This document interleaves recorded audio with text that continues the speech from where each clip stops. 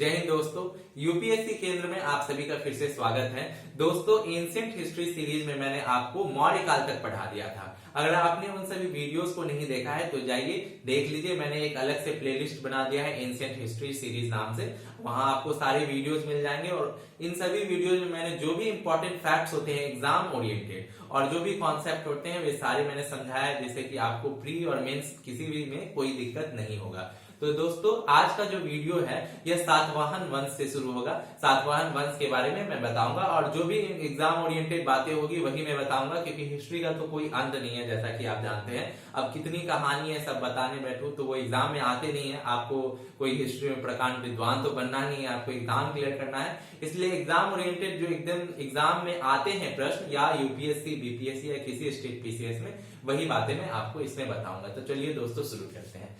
सातवाहन वंश का अगर स्टार्टिंग देखें हम तो ये सेकेंड बीसी यानी ईसा पूर्व दूसरी शताब्दी से स्टार्ट हुई और तीसरी शताब्दी तक चली। तो काफी लंबा टाइम पीरियड चला ये सातवाहन वंश जो थे। जब उत्तर में मौर्य वंश समाप्त हुआ, उनका विघटन हुआ, तो दक्षिण में ये सातवाहन वंश आए थे और ये काफी लंबे समय तक दक्षिण स्टेबल रहा। उत्तर में बहुत सारे देखेंगे आक्रांताएं आते रहे हमेशा पश्चिम की ओर से, लेकिन दक्षिण हमेशा स्थिर रहा सातवाहन वंश के अंदर।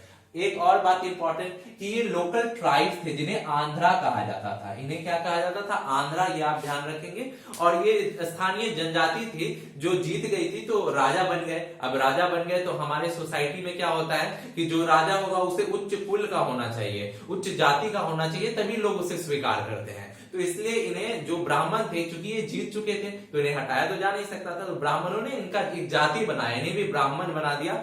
और इस तरह वो करते रहते थे। ब्राह्मण प्राचीन काल में आप देखेंगे तो जो भी जीतता था उन्हें राजपूत या ब्राह्मण कुछ बना देते थे। तो ये आप ध्यान में रखेंगे कि इन्हें आंध्रा कहा जाता था, ये इंपॉर्टेंट बात है। और इनका जो क्षेत्र विस्तार था, स्टार्टिंग में तो पूर्व के महाराष्ट्र क्षेत्र में था आपका, बाद में ये दक्कन का पूरा एरिया में फैल गए। जो भी इसके अंदर तेलंगाना, तमिलनाडु और जितने भी क्षेत्र आते हैं ये सब इसके अंदर कर्नाटक वगैरह आने लगे। ये आप ध्यान में रख लेंगे। इसके बाद आप देखेंगे कि इसका जो संस्थापक थे, पहले जो शासक थे वे थे शिमु, ये नाम याद रखेंगे। और इन्होंने, इनकी जो राजधानी थी वो थी धारणीकोट या फिर अमरावती के नाम से भी इसे जाना जाता है। ये इंपॉर्टेंट फैक्ट्स आप याद रखेंगे। इसके बाद इनके पुत्र हाला जो थे, हाला के बारे में आपको एक इंपॉर्टेंट बात ये याद रखनी है कि हाला ने गाथा सप्तशती नाम की एक रचना की थी, जो प्राकृत भाषा में रचना थी। तो एक राजा होने के साथ साथ एक कवि भी थे। और गाथा सप्तशती क्या था? तो गाथा सप्तशती, इसमें राजाओं के बारे में कहानी बताई गई थी और मुख्य रूप से दोहे होते हैं जो कि 700 थे। सप्तशती मतलब 700 होते हैं, तो ये आप ध्यान में रखेंगे। इसके बाद जो थे, इसके सबसे इंपॉर्टेंट शासक जो हुए, सबसे महत्वपूर्ण जो जिनका नाम था वे थे गौतमी पुत्र शतकर्णी। और इनके बारे में हमें जानकारी मिलता है नासिक तथा नानागढ़ अभिलेख से। तो इस तरह का प्रश्न अगर पूछता है कि नासिक तथा नानागढ़ अभिलेख किससे संबंधित है, तो आप बताएंगे ये गौतमी पुत्र शतकर्णी से संबंधित है। ये आपको ध्यान में रखना है। और गौतमी पुत्र शतकर्णी का साम्राज्य बहुत ज्यादा विस्तृत था। इन्होंने मालवा, जो कि उत्तर में मालवा से लेकर दक्षिण में कर्नाटक तक को विजित कर लिया था। और मालवा के जो राजा थे नाहापन्ना, उनको इन्होंने हराया था। यही नाहापन्ना के बारे में जो अभिलेख है, नानागढ़ वाला अभिलेख, उसमें इसके बारे में जिक्र किया गया है। तो ये आप ध्यान में रखेंगे, याद कर लेंगे। अब ऐसा नहीं है कि ये जो सातवाहन वंश के शासक थे ये हारते नहीं थे, हमेशा जीतते थे, ऐसा नहीं था। जो शक वंश का शासक रुद्रदामन प्रथम था, इन्होंने 2 बार सातवाहनों को हराया था। तो ये भी आप ध्यान में रखेंगे कि सातवाहनों को कौन हराया था? तो रुद्रदामन प्रथम, और उन्होंने 2 बार पराजित किया था। इसके बाद देखें तो गौतमी पुत्र शतकर्णी के बाद वशिष्ठी पुत्र पुलमयी इनके पुत्र हुए और इन्होंने राजधानी को पैठान बनाया, जिसे प्रतिष्ठान भी कहते हैं। और पैठान और प्रतिष्ठान से मुझे एक बात और आपको बता दूं कि जो दक्षिण, सबसे दक्षिण में महाजनपद था अष्टमक, उसकी राजधानी भी पोटन या प्रतिष्ठान थी। तो ये भी आप बात याद रखेंगे, रिलेट करके याद करते चलिए, क्योंकि हिस्ट्री और कोई भी विषय रिलेट करने की बात है। आप एक दिन रट रट के चलेंगे तो कुछ भी आपको याद नहीं रहेगा। रिलेट चीजों को करेंगे तो काफी लंबे समय तक आपको याद रहेगा और आप एग्जाम में प्रश्न ठीक करके आएंगे। तो ये आप ध्यान में रखेंगे कि पैठान और प्रतिष्ठान को राजधानी बनाया, किसने बनाया? तो वशिष्ठी पुत्र पुलमयी। अब यूपीएससी सीधा सीधा तो ये प्रश्न पूछने से रहा, तो बहुत सारी चीजें एक साथ देता है। तो जैसे कि ये जो पैठान या प्रतिष्ठान था, ये गोदावरी नदी के तट पर था, ये आप ध्यान में रखेंगे। और ये आज के समय में औरंगाबाद पड़ता है, और औरंगाबाद कहाँ है आप जानते हैं, महाराष्ट्र में। तो ये सारी बातें आप रिलेट करके याद करके रखेंगे। इसके बाद इनकी जो थे उत्तम नौसेना थी, जो नेवल पावर था इनका काफी बढ़िया था, बहुत उत्कृष्ट था, जिसका कि एग्जांपल इनके जो सिक्के हैं उस पे जहाजों के चित्र बने हैं। तो इससे पता चलता है कि नौसेना इनकी कितनी सुदृढ़ थी। इसके बाद हम आगे कुछ इंपॉर्टेंट चीज देखें तो इसका जो अंतिम शासक था उनका नाम था यज्ञश्री शतकर्णी। ये भी आप याद कर लेंगे, ध्यान में रखेंगे। और कर्षपना, अब एग्जाम में पूछता है, कुछ वर्ड दे देगा, मैच करने के लिए दे देगा, या उसका मीनिंग पूछ देगा। इस तरह का यूपीएससी बीपीएससी में इस तरह के ट्रेंड काफी आजकल बढ़े हैं। तो कर्षपना क्या होता था? सबसे पहले तो आपको ध्यान रखना है कि ये सातवाहन वंश के टाइम में कर्षपना होता था, और सातवाहन वंश से संबंधित है, और उस समय चांदी के सिक्के को कर्षपना कहते थे। ये आप याद करके रखेंगे। अब ये तो हो गई राजा कौन कौन से हुए, आपको बता दिया मैंने। अब इनकी सामाजिक व्यवस्था, आर्थिक परिवेश कैसा था उसे हम देखते हैं। सबसे पहली बात तो कि जब जो मौर्य साम्राज्य था उसका विघटन हुआ, तो उत्तर की ओर से जो पश्चिम उत्तरी क्षेत्र है वहां से बहुत सारे आक्रांताएं आने लगे, बहुत ज्यादा उथल पुथल हो गया नॉर्थ वाले क्षेत्र में। तो बहुत सारे व्यापारी और नए नए व्यापार के आयाम खुले, तो यहाँ व्यापार का बहुत ज्यादा उत्कर्ष हुआ, ये आप ध्यान में रखेंगे। और यहीं पे जो व्यापार होते थे वे समुद्र मार्ग से भी बहुत ज्यादा होने लगे। समुद्र से व्यापार होते थे, इतना ज्यादा व्यापार होता था कि व्यापारिक संघ बने हुए रहते थे, जो ट्रेडर्स गिल्ड जिसे बोलते हैं, ये बना के रखते थे। ये आप ध्यान में रखेंगे। तो व्यापार का बहुत ज्यादा उत्कर्ष हुआ। साथ ही साथ व्यापार अब इतना ज्यादा होता था तो कुछ प्रमुख बंदरगाह हम देख लेते हैं, इंपॉर्टेंट पोर्ट्स हम देख लेते हैं। एग्जाम में इस तरह के प्रश्न आते हैं, इसलिए मैं आपको बता रहा हूं कि मैच द फॉलोइंग वगैरह में खासकर आजकल दे देता है। तो इसका जो कल्याणी पोर्ट था काफी फेमस था। अब सिंपल तो देता नहीं है, कल्याणी पोर्ट में दे देगा आपका पोर्ट जो था बंदरगाह, ये पश्चिमी दक्कन का ये पोर्ट था, जो वेस्टर्न कोस्ट था दक्कन का, उस पे ये पोर्ट था। वहीं जो आपका ईस्टर्न कोस्ट पे जो पोर्ट था, दो थे, वो थे गंडकशिला और दूसरा था गंजम। अब ये आप याद रखेंगे। जी कुछ ऐसा निमोनिक्स बना लीजिए कि जी जो थे वो ई में थे इस तरह का कुछ बना सकते हैं आप। तो गंडकशिला और गंजम जो थे वो ईस्टर्न पोर्ट थे, और वेस्टर्न जो था कल्याणी था। ये आप ध्यान में रखेंगे। इसके अलावा इन्होंने लोहे का बहुत अच्छा इस्तेमाल किया था। लोहे से बहुत ज्यादा औजार या तरह तरह की चीजें लोहे का इस्तेमाल में लाते थे।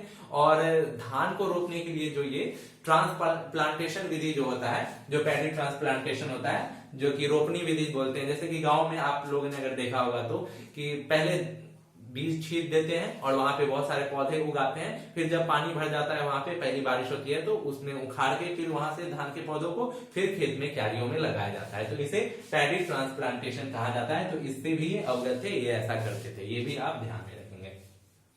उसके बाद एक बहुत इंपॉर्टेंट बात कि ये वे पहले थे सातवाहन। इससे पहले ऐसा नहीं होता था। सातवाहन पहले थे जिन्होंने लैंड ग्रांट्स दिए ब्राह्मणों को, और जो भी बौद्ध भिक्षुक होते थे उन लोगों को इन्होंने लैंड ग्रांट दिए, भूदान दिए। ऐसा इन्होंने पहले किया। अब आप सोचिए ऐसा ये क्यों करते होंगे? क्योंकि ये असल में ब्राह्मण तो थे नहीं, इन्हें ब्राह्मण बनाया गया था। तो इसलिए ये बहुत ज्यादा ब्राह्मणों को मतलब लोभ देते थे, जिससे उनके पक्ष में बातें बोले, उनके हिसाब से चले। तो इसलिए ये लैंड ग्रांट्स देना आरंभ किए थे। बाद के टाइम में तो ये लैंड ग्रांट्स देना बहुत बढ़िया था। हम देखेंगे गुप्त काल वगैरह में बहुत ज्यादा ये भूदान दिए जाने लगे थे ब्राह्मणों को। तो ये आप ध्यान में रखेंगे। इसके अलावा अगर हम देखें तो गंधिकाज क्या होते थे, ये भी इंपॉर्टेंट एक बात मुझे लगा कि गंधिकाज जो होते थे वो इत्र जो बेचते थे, इत्र जो बनाते थे, उस समय उन्हें गंधिकाज कहा जाता था। और आज के ये जो गांधी होते हैं, जैसे महात्मा गांधी, लास्ट में टाइटल है गांधी, तो ये उन्हीं गंधिकाज की फैमिली से जो थे उन्हें ही गंधिकाज कहा जाता था। बाद में गांधी कहा जाने लगा।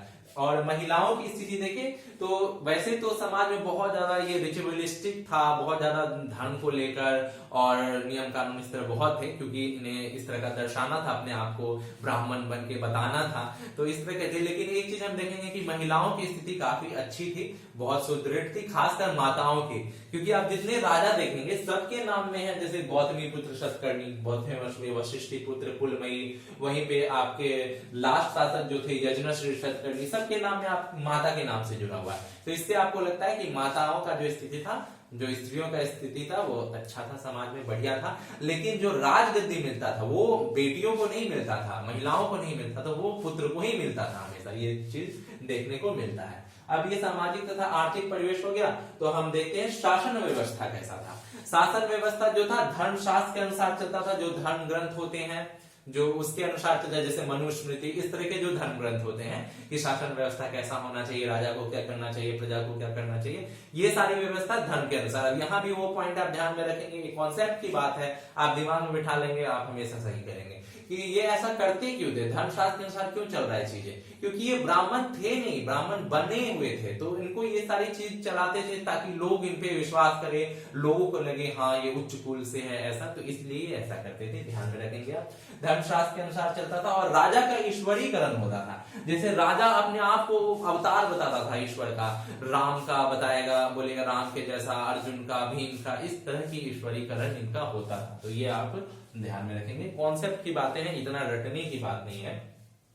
और नाम भी देखिए ना, सात वाहन, जैसे सूरज का 7 घोड़ा होता है ना, भगवान वाला सब चीज चलिए माथा में, भगवान का जो 7 घोड़ा होता है रथ का, उसी तरह ये 7 वाहन नाम, तो इस तरह के थे ये। इसके अलावा अगर हम देखें तो कुछ और इंपॉर्टेंट टर्म्स याद रखना है आपको इससे संबंधित, क्योंकि मैं इसलिए ये बता रहा हूं कि मैं देख रहा हूं क्वेश्चन लगातार, यूपीएससी हो, यूपीपीएससी हो, बीपीएससी, सब में टर्म से रिलेटेड क्वेश्चन डायरेक्ट भी पूछ रहा है और मैच द फॉलोइंग वगैरह में भी, या सही गलत सब में इससे पूछ रहा है। तो पहले तो मैंने आपको कर्षफणा बता दिया, वो आप ध्यान में रखेंगे, गद्धिकाज बता दिया, इसके बाद अहड़ा भी आपको देखना है। अहड़ा जो होता था सातवाहन वंश में जो डिस्ट्रिक्ट होते थे, जिले में जो विभाजित किए जाते थे शासन व्यवस्था को, तो उन डिस्ट्रिक्ट को कहा जाता था अहड़ा, ये आप ध्यान में रखेंगे। और गौलमिका क्या होता था, गौलमिका होता था जो सेना का प्रमुख होता था हर गांव में, जैसे अभी आप देख लीजिए हर एक गांव में एक पुलिस चौकी होता है, वहां का दरोगा या इंपॉर्टेंट होता है,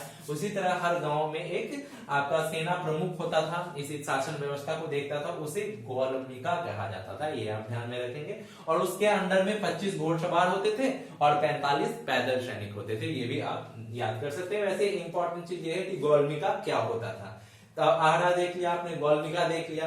अब जो राज्यों का जो व्यवस्था था उसमें शासन व्यवस्था बनाने के लिए अब राज्यों में, जैसे राज्यों में विभक्त किए थे, प्रोविंसेस में बांटते थे शासन व्यवस्था चलाने के लिए, तो उन प्रोविंसेस में ये सैनिकों को, सेनापति को नियुक्त करते थे। अब आप सोचिए क्यों नियुक्त करना पड़ रहा है, क्योंकि लोग बहुत ज्यादा राजा को उस नजर से नहीं देखते थे कि हाँ ये उच्च कुल के हैं, इसलिए इनको अपना बात मनवाने के लिए हर जगह सेना लगाना पड़ता था, ये आप ध्यान में रख सकते हैं। मेंस की बातें हैं, लेकिन आप यहाँ पे दिमाग लगा सकते हैं कि ऐसा क्यों करते थे। तो राजा जो था सेनापति हर एक प्रोविंस में स्थापित करता था और मिलिट्री कैंप्स लगाए जाते, सब चीज देखिए अपनी बात मनवाने की चीजें, मिलिट्री कैंप्स लगाए जाते थे, सैनिक छावनी, और उसे कहा जाता था कटका या स्कंदवाड़ा, ये भी नाम दो आ गए आपको, उन दोनों नाम को देखना है। स्कंदवाड़ा तो वैसे युद्ध के जो वो होते हैं उन्हें कहा जाता है, जो सैनिक छावनी लगती है उन्हें स्कंदवाड़ा नाम से ही पता चल रहा है, और कटका, ये दोनों जो सैनिक छावनी लगती थी, ये जो होता था ना शासन का केंद्र बनता था। कब राजा किसी विलेज में या कहीं पे गया तो वहां पे ये कटका और स्कंदवाड़ा बनते थे, और यहीं से शासन व्यवस्था उस टाइम तक चलता था जितना टाइम राजा वहां रहता था। तो ये हो गया आपका। उसके बाद अगर हम देखें कि हायरार्की देखिए कि कौन सबसे ऊपर है कौन फिर इस तरह से, तो सेनापति जो सबसे पहले राजा होता था सबसे इंपॉर्टेंट, उसके बाद महाभोज होते थे, और उसके नीचे फिर सैनिक सेनापति आते थे, और उसके नीचे कुछ और जो एडमिनिस्ट्रेटर्स वगैरह आते थे। तो ये आप देख लेंगे, याद कर लेंगे। इसके बाद ये चीजें मैंने बता दी आपको शासन व्यवस्था के बारे में। अब कला और संस्कृति को भी देख ले, तो मुख्य रूप से ये ब्राह्मण अपने आप को मतलब ब्राह्मण बन गए थे, तो हिंदू धर्म का काफी विचार मतलब प्रचार प्रसार हुआ।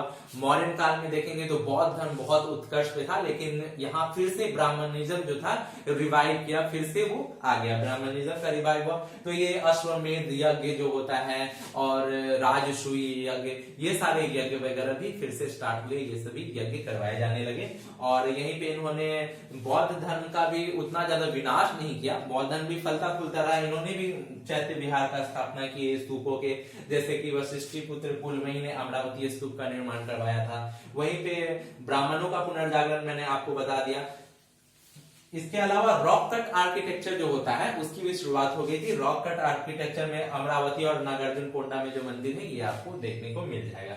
वहीं इनकी राजकीय भाषा जो थी वो प्राकृत थी, और प्राकृत भाषा में ही इन्होंने लिखा था आपका जो हाला जो थे उन्होंने लिखा था आपका गाथा सप्तशती। गाथा सप्तशती भी प्राकृत भाषा में लिखा था, इसलिए आपको पता चल जाएगा कि इनकी राजकीय भाषा क्या थी। भाषा तो प्राकृत थी लेकिन जो लिपि थी उसकी वो ब्राह्मी लिपि नहीं थी। तो ये इंपॉर्टेंट सारी बातें मैंने बता दी आपको एग्जाम पॉइंट ऑफ व्यू से। अब आप इसे देखिए, याद कीजिए और चैनल को सब्सक्राइब जरूर कर लीजिए।